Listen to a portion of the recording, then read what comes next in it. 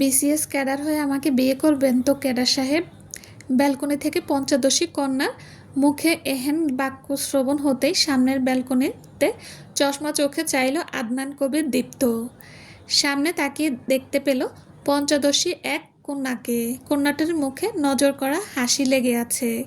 দীপ্ত ভ্যাবলা চাহনি দিয়ে লক্ষ্য করলো কন্যাটির হাসিটা তার কাছে মোহনীয় লাগছে।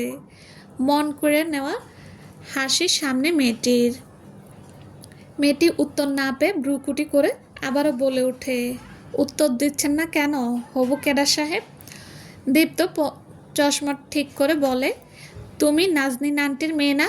কন্যাটি মাথা দুলালো, দাঁত বের করা হাসি এখনো লেগে আছে।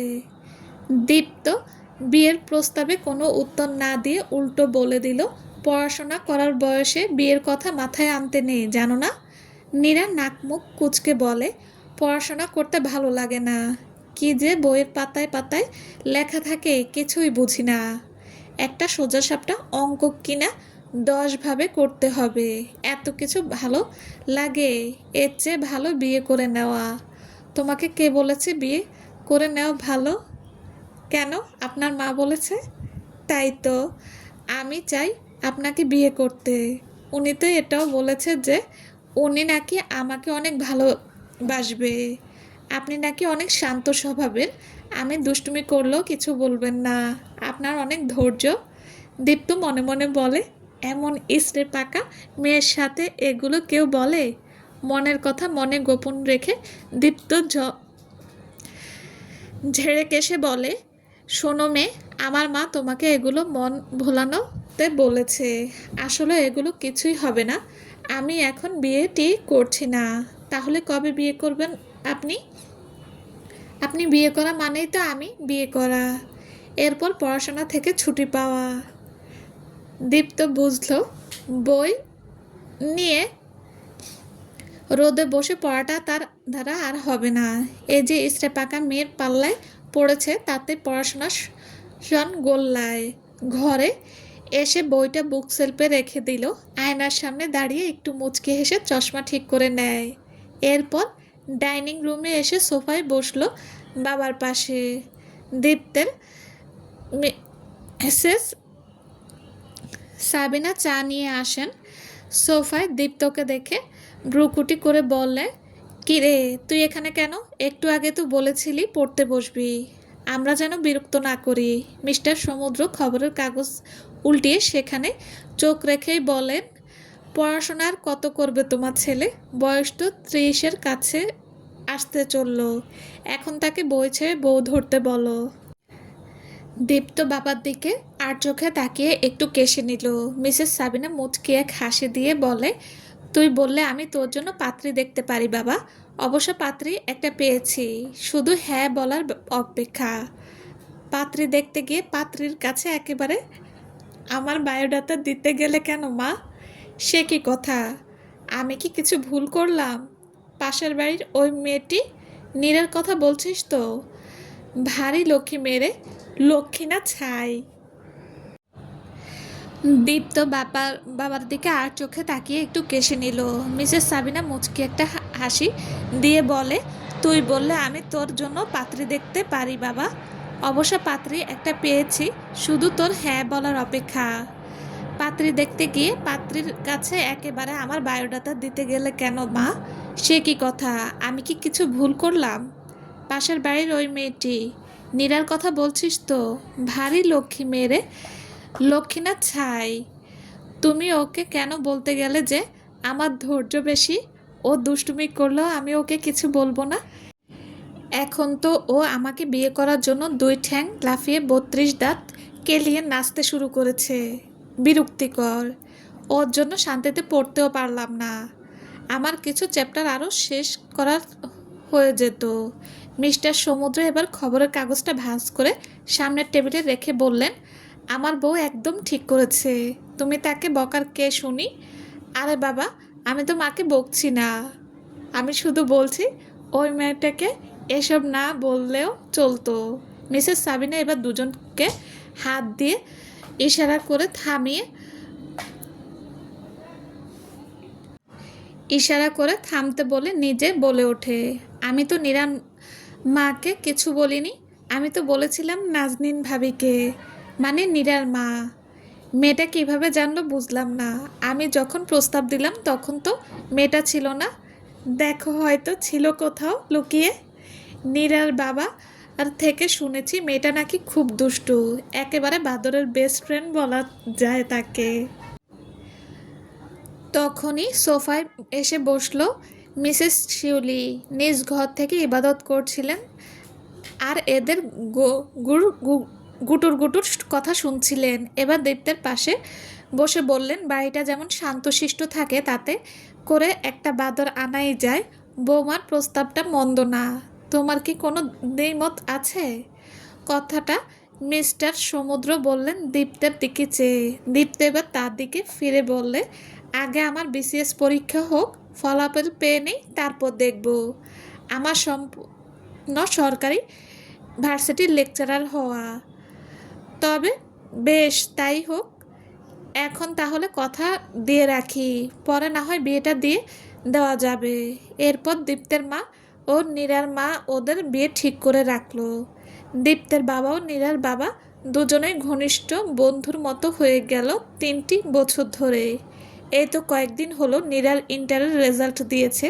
সে ভালোই রেজাল্ট করেছে, কিন্তু ওটা দীপ্তের সাথে মিলাতে গেলে নীরার অবস্থা রসাতলে।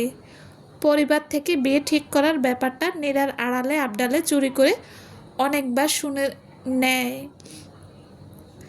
আর শুনেই সাথে সাথে বিষয়গুলো জানিয়ে দেয় তার বেস্ট ফ্রেন্ড কেয়াকে।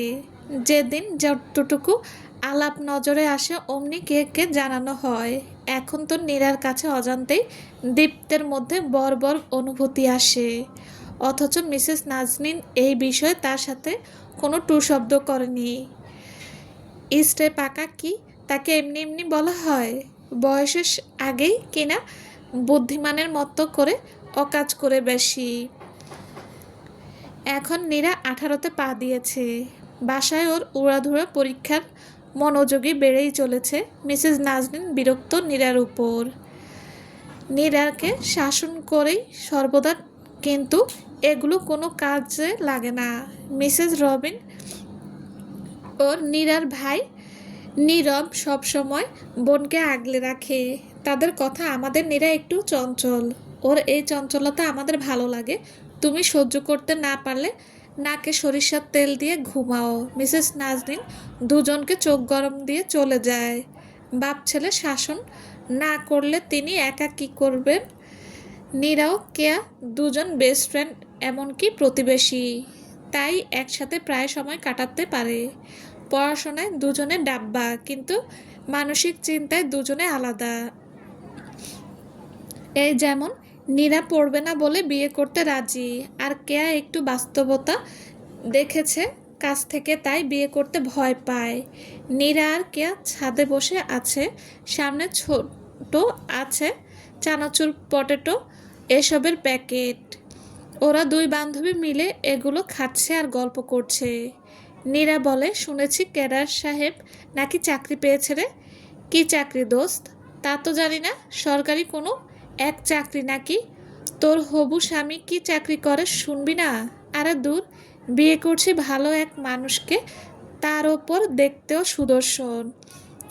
পড়াচর আমিটাকে যে সে বিয়ে করতে চেয়েছে এটাই তো অনেক।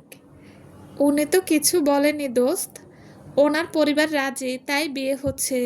নীরা ভেঙচি দিয়ে বলে, সে যাই হোক না কেন, ইচ্ছা না থাকলে কি আর বিয়ে হয়? কেয়া মৃদু হাসল, নিজের পরিবারের কথা ভেবে নিয়ে বলে, তুই শিওর বিয়ের পর তুই সুখে থাকবি? আজকাল বিয়ের আগে যেমন সুখ দেখা যায়, বিয়ের পর চিত্র কিন্তু ভিন্ন। অত কিছু জানি না, কিন্তু পড়াশোনা করতে হবে না এই সুখটার ব্যাপার জানি। এভাবে আরও কিছু গল্প করে চলে গেল দুজনে। মাগরিবের আজান দিয়েছে। কেয়া বাড়িতে গেল। নীরা তার মিনিকে নিয়ে ব্যস্ত হয়ে পড়ল। নীরা ঘরে আসতেই মিনি ডাক দিল, মিউ মিউ। নীরা বুঝে গেল মিনির ক্ষুধা লেগেছে। মিনির জন্য বরাদ্দ করা পাত্রে খাবার ও পানি দিল নীরা। মিসেস নাজনীন এসে সোফায় বসে বললেন, তোমার সাথে কথা আছে। নীরা অতি ভদ্র সেজে বসলো মায়ের সামনে।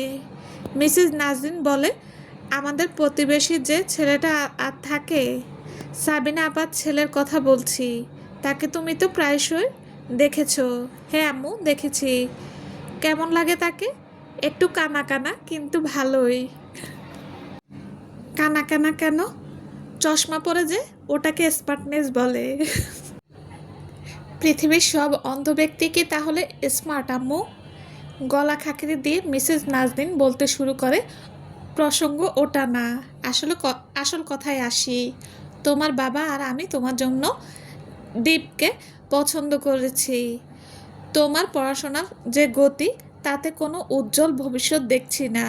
দীপও তার পরিবার তোমাকে কি দেখে পছন্দ করলো, এটা তোমার মা হয়েও আমি বুঝি না। তাও এটাকে আমি সৌভাগ্য মনে করি। বলতে গেলে আমরা সবাই তোমাদের বিয়েতে রাজি। তুমি কি চাও? ভেবে জানিয়ে দিও। আমাদের দ্বীপ এখন বিসিএস দিল, সে চলবে। আসসালামু আলাইকুম। যদি গল্পটা ভালো লেগে থাকে, প্লিজ প্লিজ লাইক, কমেন্ট ও শেয়ার করে দেবেন। আর আমার চ্যানেলটা সাবস্ক্রাইব করে দেবেন। আল্লাহ হাফেজ, সবাই ভালো থাকবেন।